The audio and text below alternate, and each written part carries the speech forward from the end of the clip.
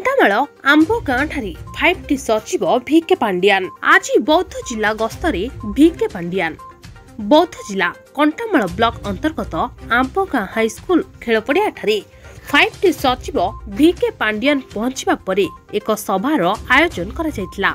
उक्त सभारे स्थानीय नेता और कर्मी जोग दैथिबा बेले प्रबल खरा और गुळुगुळी सत्वे जनसमुद्र पालटि जाइथिला आंबगाँ अंचल। महिला सशक्तिकरण हेले ओडिशार विकास हेबो बोली कहिथिबा बेले रास्ता घाट और गमनागमन तथा समस्त +3 और +2 कॉलेज को मध्य 5T स्कूल ले परिणत कराजिबो बोली कहिथिले।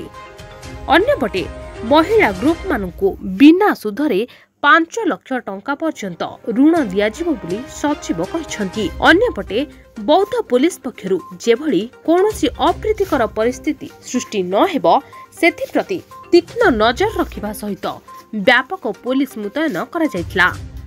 अन्यपटे लोके पानीय जल और खाइबा व्यवस्था होई नथिबा जोगु असंतुष्ट व्यक्त करथिले।